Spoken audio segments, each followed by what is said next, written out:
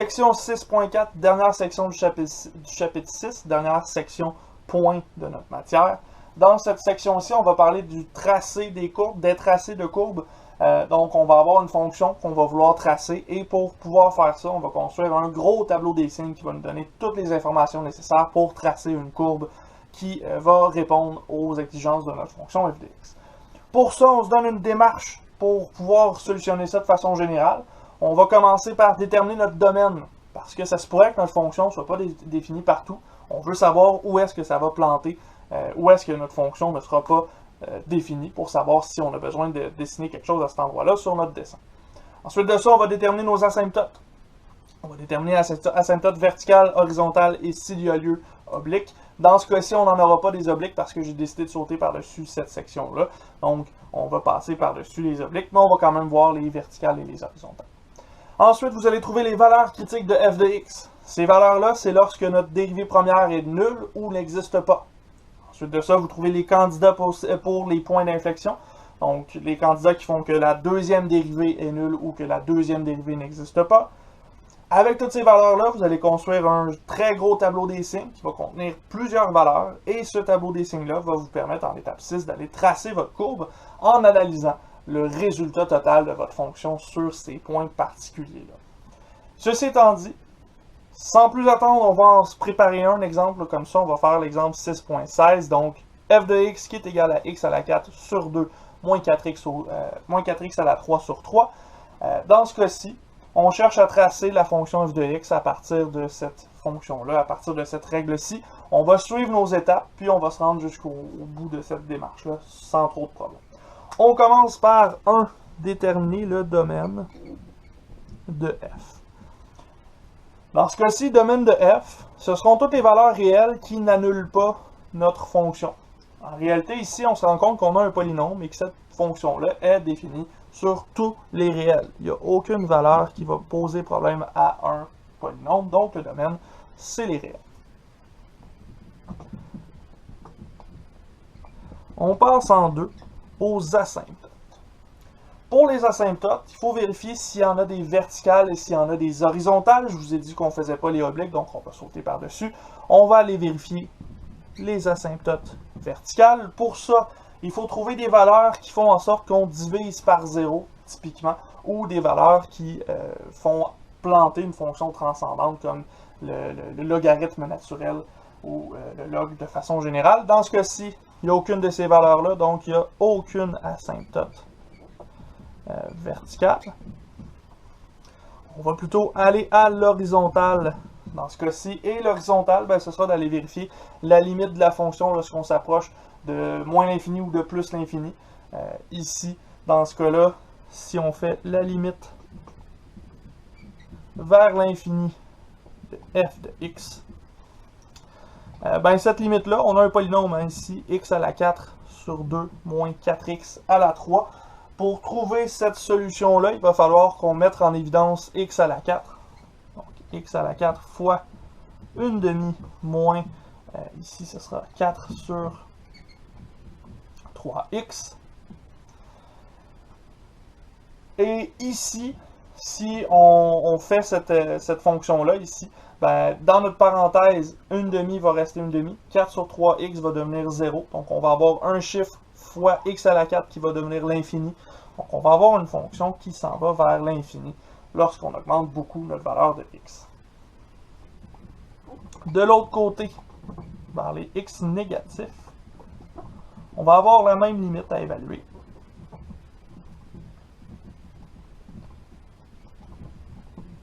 Et cette fois-ci, 4 sur 3x va encore disparaître, donc on va avoir 1/2 fois x à la 4. Comme on a moins l'infini, à un exposant pair, ça va devenir plus l'infini.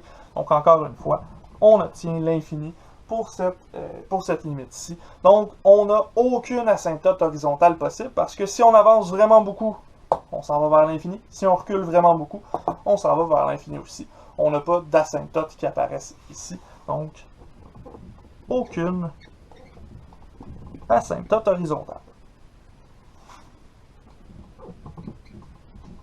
Ça nous amène donc à la troisième étape, où on va chercher pour commencer f' de x.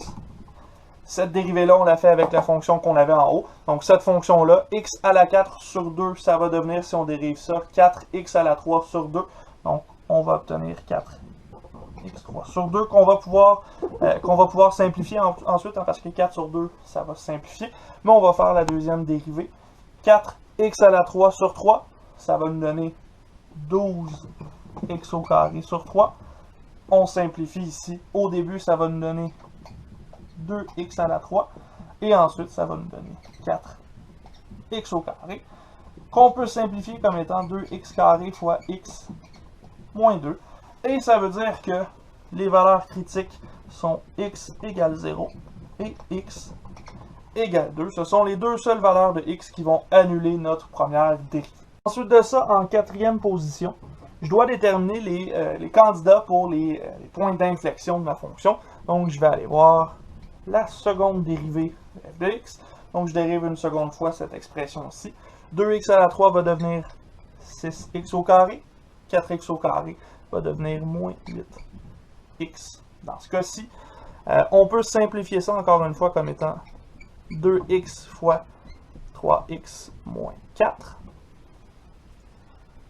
Et ici, si on cherche les valeurs qui annulent f'' de x, on va trouver x égale 0 encore une fois, et x égale 4 tiers pour la deuxième parenthèse. Je vous laisse vérifier ça ici pour le 4 tiers. C'est assez facile à faire. Je m'attends à ce que vous soyez capable de faire ça. Ceci étant dit, maintenant que j'ai toutes les valeurs intéressantes pour mon problème, je peux construire mon tableau des signes. Et ce tableau des signes-là va me permettre d'aller tracer ma fonction. Là, le tableau, il va être gros, fait que je vais avoir besoin de beaucoup plus d'espace que ça sur mon propre tableau. Donc, j'efface, puis on continue avec la suite de ce problème. On va essayer de remplir ce tableau-ci. Prenez le temps, faites pause dans la vidéo pour pouvoir remplir votre tableau aussi, pour pouvoir le setter. On continue avec ça. Donc, dans ce cas-ci, j'ai juste réécrit x, f' de x, f' de x et f de x. J'ai rajouté mes trois valeurs critiques, dans ce cas-ci, valeurs qui annulent la dérivée première et celle qui annule la dérivée deuxième. Il n'y avait pas d'autres valeurs parce que nos dérivées ne peuvent pas ne pas exister. Donc, on a seulement ces trois valeurs-là qui nous intéressent. Dans ce cas-ci, ce que je vais faire, c'est remplir mon tableau en allant utiliser les informations que je connais déjà. Je sais que lorsque x égale 0, ma première dérivée vaut 0. Je sais que lorsque x vaut 2, ma première dérivée vaut 0. Lorsque x vaut 4 tiers, on va voir qu'est-ce qui se passe pour le signe de notre fonction. Donc, on pourra traiter ça un petit peu plus tard. Pour l'instant, ce qui va nous intéresser, c'est la deuxième ligne pour la deuxième dérivée. Dans ce cas-ci, on sait que la deuxième dérivée est annulée lorsque x égale 0. On sait qu'elle est aussi annulée lorsque x vaut 4 tiers. Et on va pouvoir aller chercher son signe partout ailleurs, puis aller analyser ce que ça donne sur notre fonction f de x. Donc, on va commencer par analyser ce qui se passe lorsque x est plus petit que 0. Lorsque x est plus petit que 0, x au carré, ça va rester positif, et quelque chose plus petit que 0 moins un chiffre, ça donne quelque chose de négatif. Donc, positif fois négatif, ça va me donner une fonction qui est négative pour la dérivée à ce point-ci. Et là, je pense que mon crayon est en train de mourir. On va en prendre un autre. On voit un petit peu mieux. Entre 0 et 4 tiers maintenant, entre 0 et 4 tiers, on pourrait prendre le candidat x égale à 1. X égale à 1 au carré, ça reste 1. 1 moins 2, c'est négatif. Donc, positif fois négatif, ça nous donne négatif. Lorsque x égale 4 tiers, là, il suffit de seulement remplacer dans votre équation. Vous allez obtenir quelque chose de négatif. Donc, c'est négatif ici. Pas plus compliqué que ça. Pas plus simple que ça. Vous avez juste à remplacer dans votre équation qu'est-ce que c'était. Entre 4 tiers et 2, là, ici, on prend un autre candidat possible. On a une valeur qui va être positive pour x au carré et qui est plus petite que 2. Donc, si on soustrait 2, ça va être négatif. On va donc avoir une dérivée qui est négative ici. Lorsqu'on arrive à une valeur plus grande que 2, x au carré, ça reste positif. Quelque chose plus grand que 2, moins 2, ça reste positif. Donc, on a une dérivée qui est positive dans ce cas-ci. Avec ces informations-là, avec ce qu'on a déjà vu jusqu'à maintenant, on peut parler de la croissance-décroissance de la fonction f de x.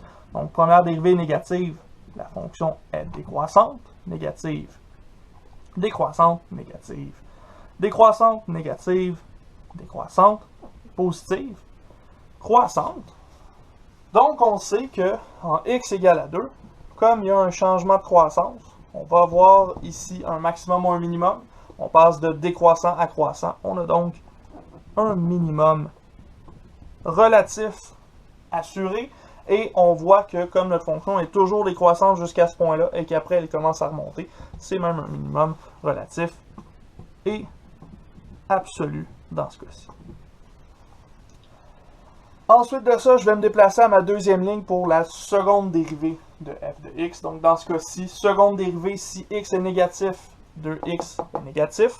3x est négatif, moins quelque chose, c'est encore plus négatif. Donc moins fois moins, ça me donne un plus dans ce cas-ci.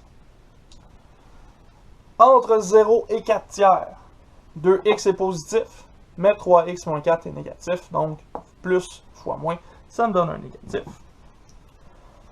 Au-dessus de 4 tiers, 2x est positif, 3x moins 4 est positif, donc le tout est positif. Et au-dessus de 2, même principe. À 2 et au-dessus de 2, en fait, là, ce sera toujours positif par la suite. Avec ces informations-là, je peux traiter de la concavité de ma fonction f de x. En particulier ici pour le premier intervalle, comme notre seconde dérivée est positive, on a une concavité vers le haut. Ensuite, comme notre seconde dérivée est négative, concavité vers le bas. Seconde dérivée positive, concavité vers le haut. Et seconde dérivée positive, concavité vers le haut. Comme j'ai ces informations-là sur ma seconde dérivée et la concavité, je peux parler des points d'inflexion. Donc, je vais voir quand est-ce qu'il y a des changements de concavité de ma fonction. En particulier, à x égale 0, j'ai un changement de concavité. Donc, je vais avoir un point d'inflexion. Et lorsque j'arrive à 4 tiers, changement de concavité, point d'inflexion également. Et là, à ce moment-ci, j'ai tout ce qu'il me faut pour tracer ma fonction. La seule chose que j'aimerais savoir, c'est plus l'allure générale de la fonction avec la croissance, décroissance et la concavité. Donc pour ça, on peut jumeler les deux symboles ensemble. Je dois descendre et avoir une concavité vers le haut. Donc ma fonction va ressembler à quelque chose comme ça. De l'autre côté, je décroît et je suis dans une concavité vers le bas. Ma fonction devrait ressembler à quelque chose comme ceci, une genre de flèche qui fait le rond vers le bas. Lorsque j'arrive à entre 4 tiers et 2, je descends avec une concavité vers le haut. Une autre situation de ce genre-ci. Et finalement, dernier intervalle, croissant et concave vers le haut. Je vais avoir une flèche qui augmente vers le haut en genre de forme circulaire dans ce cas-ci. Avec ces informations-là, je peux m'attaquer à mon tracé de la fonction f de x. J'ai tout ce qu'il me faut. J'ai 3 points importants qui vont donner des changements de valeur. Ce qui m'intéresse, ce serait les valeurs de f de x pour pouvoir donner vraiment le sens à mon graphique. Donc ici, je vais remplacer dans f de x égale 0, x égale 4 tiers et x égale 2. Lorsque x est égal à 0, la fonction f de x vaut 0. Lorsque x est égal à 4 tiers, notre fonction vaut moins 128 divisé par 81. Et lorsque lorsque x vaut 2, notre fonction vaut moins 8 tiers. Et avec ces informations-là, j'ai tout ce qu'il faut pour tracer la courbe au complet de f de x. Maintenant, au tracé, donc, on se donne un système d'axes. On se donne quand même pas mal de place là, parce qu'on va avoir plusieurs valeurs intéressantes. On a une valeur on a un point en 0, 0. Donc, on va aller se donner ce point-là. On se donne une graduation là, juste pour s'aider avec ce dessin-là. Et à ce moment-là, je peux aller chercher mes autres points. Donc, 4 tiers, moins 128 sur 81. 4 tiers, c'est un petit peu plus grand que 1. En fait, c'est 1 et 1 tiers. Donc, on est environ ici. Et on s'en va à moins 128 sur 81. Donc, un petit peu moins que moins 2. Un petit peu plus que moins 2, en fait. Là. Donc, quelque chose comme ça ici. On va avoir notre deuxième point. Ensuite, lorsque x vaut 2, donc exactement ici, on s'en va à moins 8 tiers. Donc, à moins 2 et 2 tiers. Donc, quelque chose comme ça ici. Et on va pouvoir tracer là, ce qui nous intéresse sur cette courbe-là. On sait que entre moins l'infini et 0, on a une fonction qui diminue cette façon-ci. Lorsqu'on arrive en 0, on change de concavité jusqu'à 4 tiers. Rendu à 4 tiers, on change encore de concavité. Et on s'en va jusqu'à x égale à 2. Et finalement, on remonte jusqu'à l'infini de cette façon-ci. Donc, notre fonction va avoir cette forme-là à partir des informations qu'on a obtenues sur les parties de cette fonction-ci, à partir des valeurs critiques qu'on avait trouvées. Voilà, on vient voir comment tracer une courbe à partir d'une fonction f de x avec un tableau des signes. Pour le reste de cette section-ci, 6.4, c'est uniquement des exemples qui sont très similaires à ceux qu'on a fait, à la différence qu'on va peut-être avoir des dérivés qui n'existent pas, on va peut-être avoir des asymptotes. Donc, je vous invite à aller lire ces pages-là dans le manuel. Je ne vais pas recopier les exemples au complet, vous avez déjà une idée de ce que c'est. Donc, allez lire ces pages-là. Si jamais vous n'arrivez pas à comprendre ce qui se passe, écrivez-moi, lâchez-moi un petit message sur Teams ou sur Mio, ça va me faire plaisir de vous répondre. Pour l'instant, moi, je vais vous quitter, je vous laisse les exercices 6.6 à la page 347 à faire et les exercices 6.7 à la page 357 à faire. Lorsque ce sera fait, vous êtes libre de faire les exercices récapitulatifs et de finir finalement votre matière parce que c'est la fin du chapitre 6, donc c'est la fin de la matière pour ce cours-ci. Ça m'a fait plaisir de vous donner les cours, j'espère que vous avez apprécié. Donc, je vous souhaite bonne fin de session.